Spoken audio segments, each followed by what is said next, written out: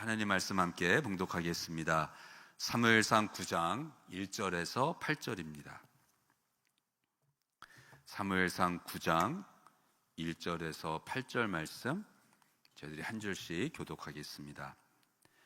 베냐민 지파에 기스라 이름하는 유력한 사람이 있으니 그는 아비엘의 아들이요 스롤의 손자요 베고랏의 증손이요 아비야의 현손이며 베냐민 사람이더라.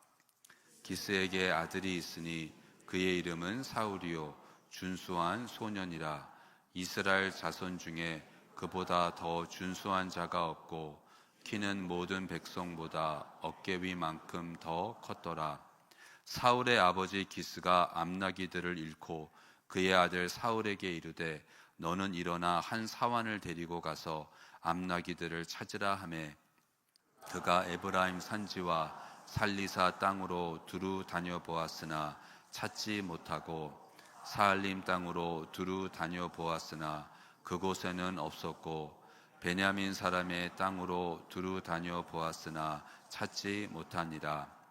그들이 숲 땅에 이른 때에 사울이 함께 가던 사환에게 이르되 돌아가자. 내 아버지께서 암나기 생각은 고사하고 우리를 위하여 걱정하실까 두려워하노라 하니 그가 대답하되 보소서 이 성읍에 하나님의 사람이 있는데 존경을 받는 사람이라. 그가 말한 것은 반드시 다 응하나니 그리로 가사이다. 그가 혹 우리가 갈 길을 가르쳐 줄까 하나이다 하는지라. 사울이 그의 사환에게 이르되 우리가 가면 그 사람에게 무엇을 드리겠느냐. 우리 주머니에 먹을 것이 다하였으니 하나님의 사람에게 드릴 예물이 없도다. 무엇이 있느냐 하니 사환이 사울에게 다시 대답하여 이르되 보소서 내 손에 은 한 세겔의 4분의 1이 있으니 하나님의 사람에게 드려 우리 길을 가르쳐 달라 하겠나이다 하더라. 아멘. 모두 자리에 앉으시겠습니다.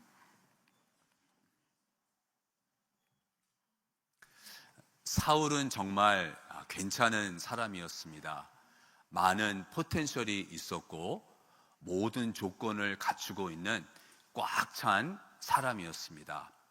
먼저 사울은 이 외모가 뛰어났습니다. 오늘 2절 말씀에 보면 사울이 준수하였다 그럽니다. 이 준수했다는 것은 잘생겼다는 것입니다. 사울은 핸섬했습니다. 얼굴 값을 한다 뭐 이런 말이 있죠. 그러니까 잘생긴 사람, 미녀는 삶이 평탄하지가 않다 뭐 이러한 말이 있습니다. 근데 저는 삶이 평탄하지 않아도 잘생겼으면 좋겠어요. 그러한 고난은 얼마든지 감당할 수 있을 것 같아요. 살면 살수록 느끼는 것이 사람은 일단 잘생기고 봐야 된다. 일단 외모가 좋으면 스타트가 너무 좋은 것 같아요. 근데 사울은 잘생겼죠? 또 사울을 가리켜 키가 컸다고 그럽니다. 남자인데 키가 크죠? 미남이죠? 외모가 뛰어났던 것입니다. 근데 사울은 잘생긴 것만이 아니라 실력, 능력이 있는 사람이었어요. 사울의 아버지가 중요한 일이 있을 때 암나기들을 잃어버렸습니다. 그 당시는 가축이 재산이죠. 암나기를 잃었는데 그 중요한 일을 사울에게 맡깁니다. 3절에 사울의 아버지 기스가 암나기들을 잃고 그의 아들 사울에게 이르되 너는 일어나 한 사환을 데리고 가서 암나기들을 찾으라 하매 이 중요한 일을 사울에게 맡긴다는 것은 사울은 신뢰할 수 있는 사람, 능력이 있는 사람, 중요한 일을 맡겼을 때에 그 일을 감당할 수 있는 사람이라는 것이죠. 그러니까 사울은 잘생기고 키가 크고 외모가 뛰어나고 뿐만 아니라 실력, 능력이 있는 사람이었고 또한 사울은 성실한 사람이었습니다. 아버지가 명령을 해요. 암나기들을 찾아오라 그랬을 때에 사울을 보니까 아주 성실하게 미니멈만 하는 것이 아니라 최선을 다하는 모습을 보게 됩니다. 4절에 그가 에브라임 산지와 살리사 땅으로 두루 다녀 보았으나 찾지 못하고 사할림 땅으로 두루 다녀 보았으나 그곳에는 없었고 베냐민 사람의 땅으로 두루 다녀 보았으나 찾지 못하니라. 대강 일을 한 것이 아니라 최선을 다해서 그 암나귀들을 찾기 위해서 한 지역에 가서 두루 다녀보고 거기 없으면 또 다른 지역에 가서 두루 다녀보고 성실한 사울이었습니다. 또한 사울은 성품이 너무 좋았어요. 아들로서 아버지를 사랑하고 아버지를 배려하는 마음이 있었습니다. 이제 암나귀들을 찾으려고 집을 떠난 지가 꽤 되었는데, 그러니까 이제 사울이 걱정을 하는 거예요. 아버지가 이제는 암나귀들 때문이 아니라 우리들로 인해서 걱정을 하시겠다. 사환에게 이렇게 말을 합니다. 5절에 그들이 숲 땅에 이른 때에 사울이 함께 가던 사환에게 이르되 돌아가자. 내 아버지께서 암나귀 생각은 고사하고 우리를 위하여 걱정하실까 두려워하노라 하니. 이렇게까지 아버지를 생각하는 아들이었습니다. 참 좋은 성품을 가지고 있었죠. 근데 사환이 그런데 주인님, 여기 근처에 하나님의 사람이 있다고 합니다. 선견자가 있다고 합니다. 그 사람을 찾아가면 우리가 도움을 받을 수 있을 것 같습니다. 그래서 사울이 이제 그러면 그 하나님의 사람을 찾아가자 그럽니다. 그러면서 사환에게 이렇게 말합니다. 7절에 사울이 그의 사환에게 이르되 우리가 가면 그 사람에게 무엇을 드리겠느냐. 예의도 밝은 거예요. 빈손으로 찾아가지 아니하고 우리가 이 하나님의 사람을 찾아가는데 우리가 무엇을 가지고 갈 수 있을까? 예의도 밝죠. 그러니까 사울을 보니까 정말 괜찮은 사람이에요. 잘생겼죠, 능력 있죠, 또한 성실하죠, 예의도 밝죠. 여러분, 이러한 아들, 이러한 사위 얼마나 좋으시겠어요, 그렇죠? 이제 이러한 남편은 더 이상 기대할 수는 없을 것 같고요. 이미 too late. 내 아들이 이런 사울처럼 뭐 키도 크고 잘생기고 공부도 잘하고 명문대학교 졸업하고 좋은 직장 가지고 있고 성실하게 일하고, 또한 엄마 아빠는 얼마나 끔찍히 생각하는지 그냥 때만 되면 막 용돈 보내주고 여행 보내주고 예의 밝고 얼마나 좋아요. 그리고 또 성경은 사울을 우리한테 소개할 때에 큰 기대를 갖게 만듭니다. 지금 사울이 사무엘을 찾으러 가잖아요. 사무엘을 찾으러 갈 때에 11절에 그들이 성읍을 향한 비탈길로 올라가다가 물 기르러 나오는 소녀들을 만나 그들에게 묻되 그럽니다. 물 기르러 오는 소녀들을 만나요. 우물가에서. 근데 성경에 보면 우물에서 물 기르러 오는 소녀들을 만나는 거는요, 다 좋은 거예요. 네. 예를 들면 아브라함이 자기의 종을 이제 아들 이삭 아내를 찾아오라고 보냅니다. 근데 그 아브라함의 종이 이삭의 아내가 되는 리브가를 어디에서 만나나요? 우물에서 만나잖아요. 리브가가 물을 기르러 우물에 왔을 때 거기에서 아브라함의 종이 리브가를 만나요. 그러니까 성경을 읽으면서 사울이 물 기르러 오는 소녀들을 만났다? 이제 기대가 되는 거예요. 아, 좋은 일이 생기겠구나. 아, 그러면 사울이 또 하나의 이삭이 되는 건가? 또 출애굽기에 보면 모세가 이제 이집트를 떠나서 미디안으로 피신을 갔을 때 우물가에서 쉬고 있는데 거기에서 또 누구를 만나게 되나요? 십보라, 자기의 아내가 되는 십보라를 만나게 되는 거예요. 그러니까 오늘 이 말씀을 읽으면서 사울에 대해서 우리가 말씀을 읽으면서 사울이 그러면 모세와 같은 인물인가? 기대를 하게 되는 거죠. 또 사울은 지금 아버지가 명한 그 일을 하기 위해서 여기저기를 다니고 있죠. 창세기 37장에 보면 요셉이 아버지 야곱에게 명을 받고 너희 형들이 양을 치고 있는 그곳에 가서 형들이 잘 지내고 있는지 확인하고 와라. 야곱이 요셉에게 명령을 내려요. 그랬더니 요셉이 형들을 찾으러 갑니다. 세겜에 형들이 있을 줄 알았는데, 그래서 세겜에 갔는데 거기에 형들이 없어요. 그때에 요셉이 방황을 해요. 어떡하지? 어디로 가지? 그때 어떤 사람이 와서 요셉에게 가르쳐 줍니다. 당신의 형들이 도단으로 갔다. 그 말을 듣고 요셉이 도단까지 가요. 도단에 갔을 때 형들을 만나게 되고 형들에게 붙잡혀서 이집트로 팔려가게 됩니다. 이집트에 팔려가서 요셉은 어떻게 되나요? 하나님의 뜻과 계획 가운데에 이집트의 총리가 돼요. 오늘 말씀이 사울에 대해서 말씀을 읽으면서 사울이 이렇게 여러 지방을 다니면서 두루두루 찾아다녔다. 그러면 이제 요셉을 생각하게 되고, 그러면 어쩌면 사울이 또 하나의 요셉인가? 요셉이 이집트에 가서 총리가 된 것처럼 이제 사울도 우리가 기대할 수 있는 인물이구나, 이러한 생각을 갖게 되는 거죠. 그런데 사울은 우리의 그러한 기대감을 다 저버리고 그렇게 많은 포텐셜을 가지고 있었는데 사울의 인생은 비극으로 끝납니다. 왜요? 이 좋은 조건을 다 갖추고 있었는데, 어마어마한 포텐셜을 가지고 있었는데 사울은 왜 이렇게 비참한 인생을 살게 되었을까요? 그릇된 목적을 위해 살았기 때문이고, 사울이 가지고 있었던 그 좋은 것들은, 그 많은 포텐셜은 하나님께 순종하기 위해 사용되는 것이 아니라 하나님의 뜻, 하나님 말씀에 대적하는 일에 사용되었기 때문에 사울의 인생은 비극이었던 것입니다. 사무엘상 8장 6절과 7절입니다. 우리에게 왕을 주어 우리를 다스리게 하라 했을 때에 사무엘이 그것을 기뻐하지 아니하여 여호와께 기도하매 여호와께서 사무엘에게 이르시되 백성이 내게 한 말을 다 들으라. 이는 그들이 너를 버림이 아니요 나를 버려 자기들의 왕이 되지 못하게 함이니라. 이스라엘 백성이 하나님을 왕으로 여기질 않아요. 이방 민족들을 보니까 왕이 있어요. 이스라엘이 저거 너무 좋다, 부러워하는 거예요. 그래서 하나님한테 왕을 달라고 요구를 합니다.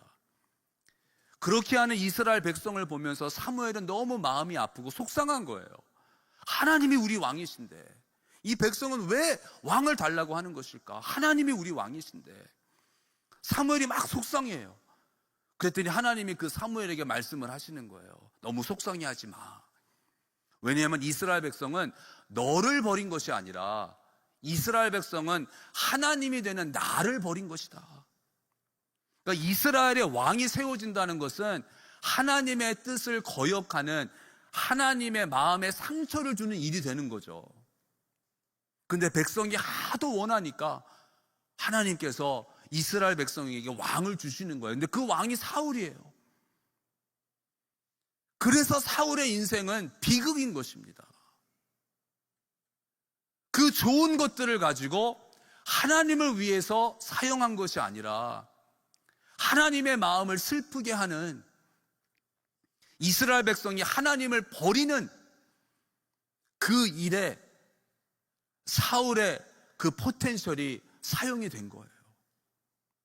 하나님을 대적하는 일에 나의 포텐셜을 사용하니까 그 인생이 비극이 된 것입니다. 사울이 준수했다 그러죠? 잘생겼대요. 근데 그 단어를 보면 히브리어로 토브입니다.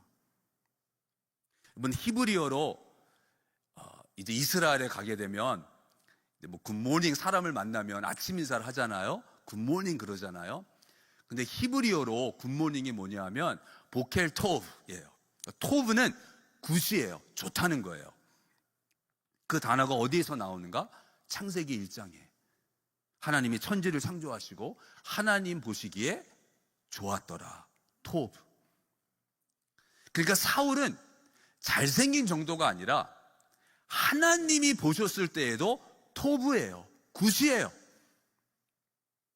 그런데 그러한 사울이, 그렇게 토브한, 그렇게 그렇게 좋은 사울이 그 좋은 것을 가지고 하나님의 마음을 아프게 하는, 하나님을 리젝트하는, 하나님 대신에 다른 왕, 하나님 대신에 맘몬, 하나님 대신에 세상, 하나님 대신에 나의 욕망, 하나님 대신에 세상의 성공, 그것을 이루기 위해서 그 좋은 토부를, 그 좋은 것들을 사용하였을 때에 사울과 같이 우리의 인생은 비극으로 끝날 수밖에 없습니다. 그래서 사울의 이야기가 성경에 기록되어 있는 것이고, 우리의 인생이 비극으로 끝나지 말라고 하나님이 오늘 저와 여러분에게 이 말씀을 주시는 줄로 믿습니다. 저와 여러분은 사울과 같아요. 제가 여러분들을 보니까 토부예요. 괜찮으세요. 외모도 그 정도면 not bad. 딱 보는 순간 얼굴을 돌리고 싶진 않잖아요. 괜찮잖아요. 또 여러분 능력이 있으세요. 이민자로서 여기까지 어떻게 오셨나요? 뭐 그렇게 큰 도움을 받으셨나요? 누가 여러분 그렇게 도와주던가요? 아니잖아요. 여러분이 해내셨잖아요. 여러분 능력이 있으신 거예요. 얼마나 성실하세요? 우리 한국 사람 얼마나 부지런한가요? 성실하게 일하셨잖아요. 그리고 여러분들 예의 밝으시고 다른 사람을 배려하는 마음 있으시고, 정말 사울처럼 저와 여러분도 토부예요. 많은 포텐셜이 있는 거예요. 그렇기 때문에 더 조심하게 되는 거죠. 혹시나 나도 사울처럼 비극이 될까? 사울은 뭐 가진 것이 없어서, 환경이 열악해서, 그래서 그의 인생이 비극인 것이 아니라 좋은 것을 다 갖추었는데 비극이 됐잖아요. 그러니까 저희들은 더 조심하게 되는 거죠. 내 자신을 볼 때에도, 이거는 뭐 교만해서가 아니라 그냥 객관적으로 볼 때에, 평가할 때에 정말 괜찮잖아요. 그러니까 더 조심하게 되는 거예요. 혹시 이 좋은 것을 가지고 비극으로 내 인생이 끝나게 될까 봐. 하나님께서 우리를 사랑하시기 때문에 하나님의 은혜로 덮어주셔서 우리의 인생이 톱으로 마칠 수 있도록, 좋게 마칠 수 있도록 인도해 주심을 믿습니다. 근데 저와 여러분이 이 많은 포텐셜을 가지고 좋은 것들을 가지고 있는데 하나님께 쓰임받지 못하는, 오히려 하나님을 대적하는 그러한 삶이 되는 그 이유가 제가 생각해 보니까 한 두 가지 정도가 있는 것 같아요. 첫 번째는 옵션이 너무 많으면요, 너무 잘나면 이게 문제가 되더라고요. 그러니까 너무 잘난 것도 방해가 될 수가 있는 거예요. 너무 잘났으니까 할 수 있는 게 너무 많아요. 옵션이 너무 많은 거예요. 이런 아틀란타 한인 커뮤니티가 있는, 한인들이 많이 사는 이런 아틀란타의 도시에 살면 옵션이 많아요. 식당도 많죠. 할 수 있는 일들도 많죠. 뭐가 많아요. 근데 제가 살았던 뭐 캔사스 이런데, 뭐 오클라호마, 사우스 캐롤라이나 이런 데는 옵션이 별로 없어요. 그러니까 그러한 지역을 보면 교회 위주예요. 열심히 모여요. 그런데 아틀란타는 복음화 대회를 해도 사람들이 오지 않아요. Why? 옵션이 너무 많거든요. 그것 말고도 할 수 있는 일이 너무 많은 거예요. 우리가 왜 하나님께 쓰임받지 못하나? 모든 필요한 것을 갖추었는데, 내가 부족한 것이 없는 것 같은데, 나는 왜 하나님을 위해서 살아가는 삶이 아니라 어떤 때는 하나님의 뜻에서 벗어나는 그러한 삶을 살아가고 있을까? 그 질문에 대한 답이 어떠한 경우에는, 매번은 아니지만 어떠한 경우에는 내 삶에 옵션이 너무 많은 거예요. 하나님 외에도 갈급함이 없는 거죠. 사울처럼 너무 잘나서. 여러분, 탐 브레이디라고 들어보셨나요? 미국의 미식 축구 선수 탐 브레이디 아시죠? 풋볼 선수, 지금까지 풋볼 선수 가운데 최고의 선수로 손꼽히고 있습니다. 슈퍼볼 우승을 7번이나 했어요. 한 번 슈퍼볼 우승하기도 힘든데 7번을 했어요. 아마 그 기록은 영원히 그 기록은 깨지지 않을 것 같아요. 근데 여러분, 드루 헨슨이라고 들어보셨나요? 드루 헨슨이라는 선수가 있었어요. 탐 브레이디는 미시간 대학교에서 대학생 때 미시간 대학교에서 쿼터백이었어요. 미시간 대학교 풋볼을 잘하죠. 풋볼 명문이잖아요. 근데 탐 브레이디가 쿼터백이었어요. 근데 같은 때에 드루 헨슨도 미시간 대학의 쿼터백이었어요. 보통 한 팀에 주전 선수가 있고 후보 선수가 있어요. 그러면 이제 주전 선수가 게임을 하죠. 그러다가 뭐 부상을 입게 되면 이제 후보가 주전 대신에 게임을 하죠. 그런데 탐 브레이디와 드루 헨슨은 실력이 비슷했어요. 둘 다 주전 선수감이었어요.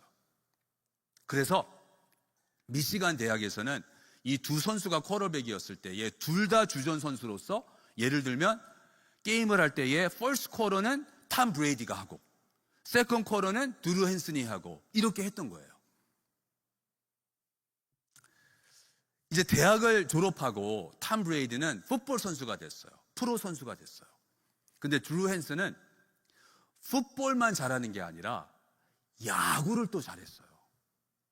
그래서 드루 헨슨은 미시간 대학교를 졸업하고 프로 풋볼 선수가 되는 게 아니라 양키스의 야구 선수가 된 거예요.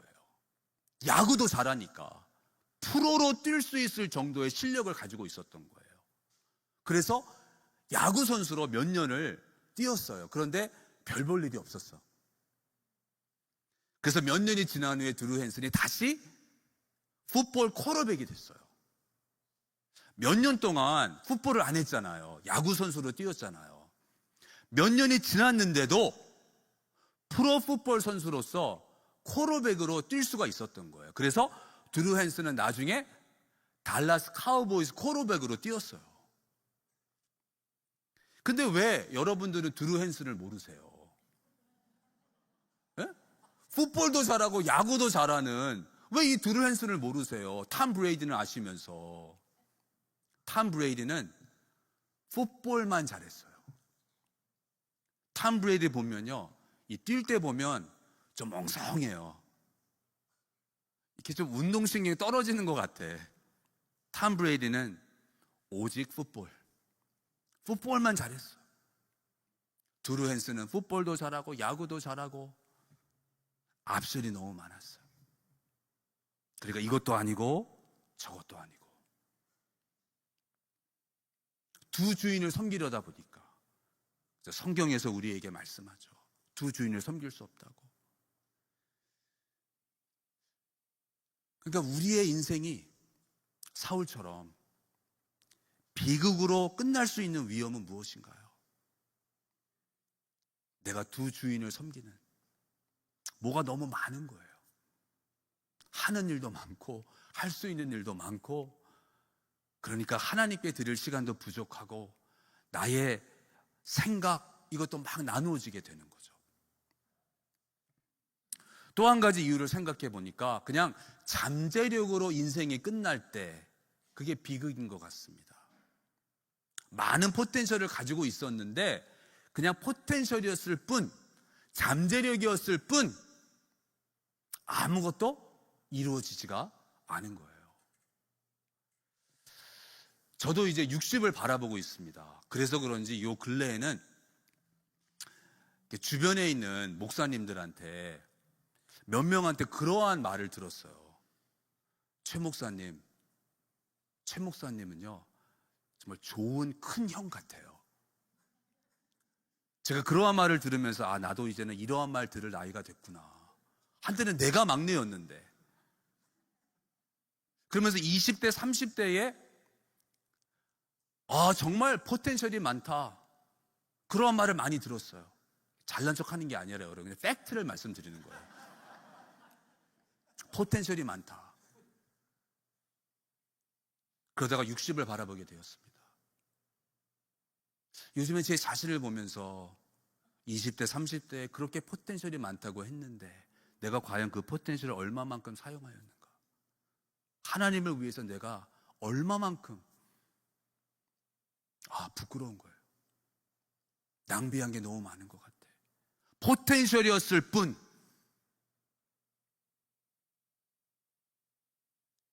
하나님을 섬기진 않았던.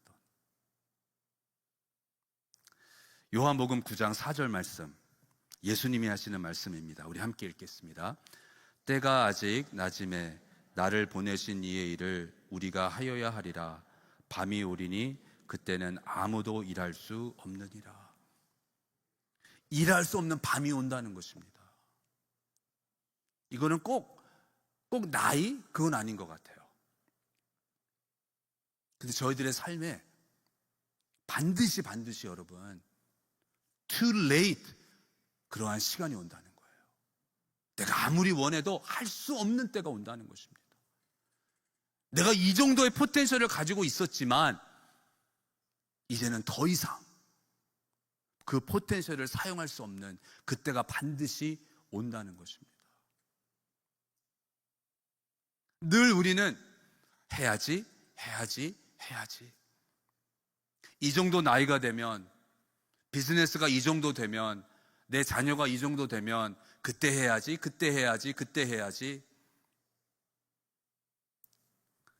그런데 반드시 언젠가는 할 수 없는 때가 온다는 것입니다. 그러니까 저희들 가운데 어쩌면 running out of time, 여러분들 가운데에 you are running out of time,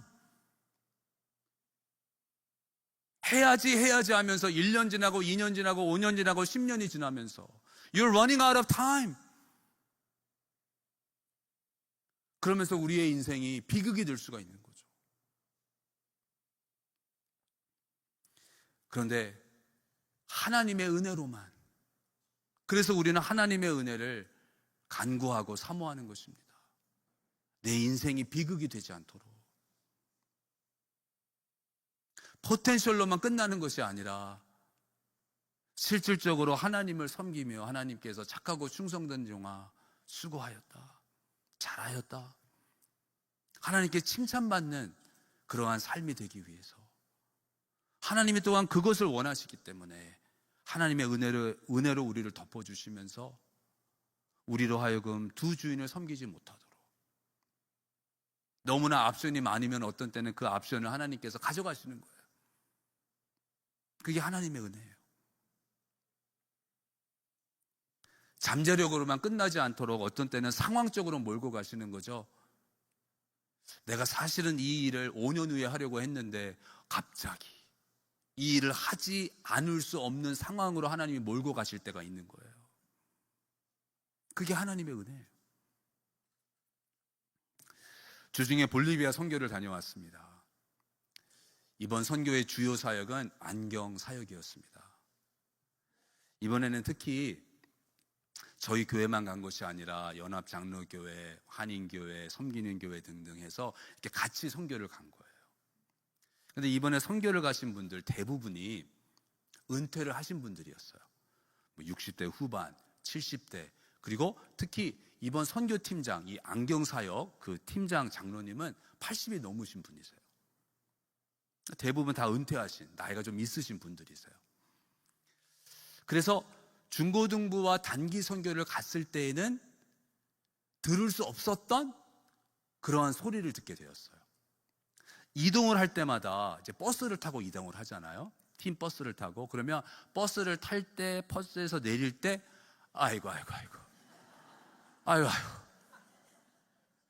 중고등부랑 다니면 들을 수 없는 그러한 소리를 들은 거예요. 그런데 그분들이 너무나 아름다웠어요.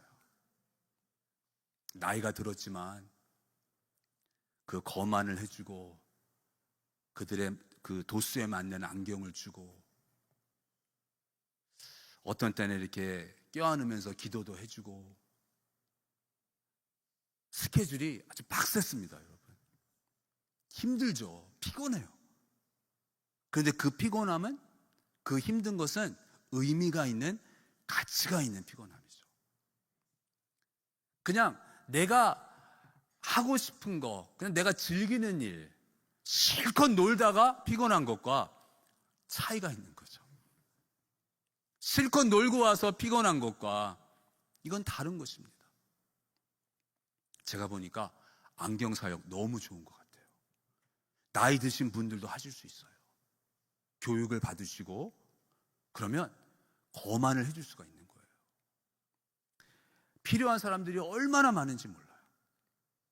정말 의미 있는 선교예요. 어떤 때는 선교를 가긴 가는데 가서 이렇게 별로 할 게 없는 그러한 때가 있잖아요.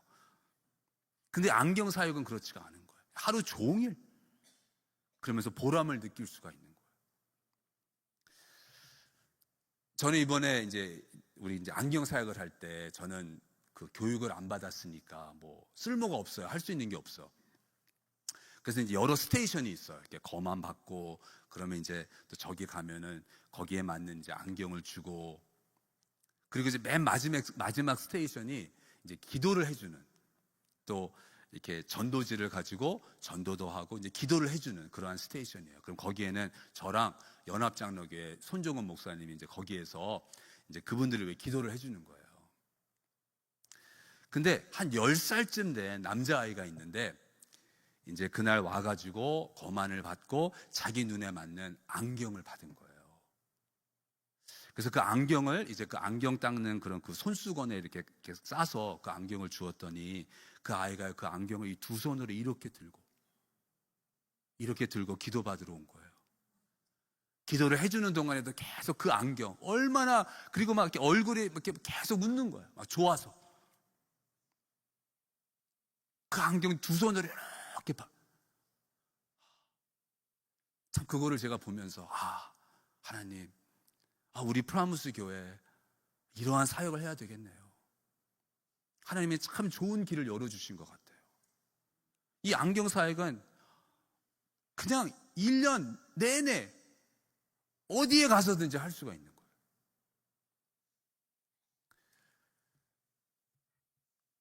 이제는 포텐셜로만, 잠재력으로만 끝나는 것이 아니라 이제 저와 여러분 다 함께 하나님의 은혜 가운데에, 우리 찬양팀 올라오셔서 우리 함께 찬양할 텐데요. 사실 저희들은 하나님이 도와주지 아니하시면 참 사울처럼 인생을 비극으로 끝낼 수밖에 없는 그러한 존재죠. 그래서 이 찬양하면서 우리 다시 한번 하나님의 은혜를 구하고, 또 이 가사를 보니까 크신 계획 다 볼 수 없고 저희들은 다 알지 못해요.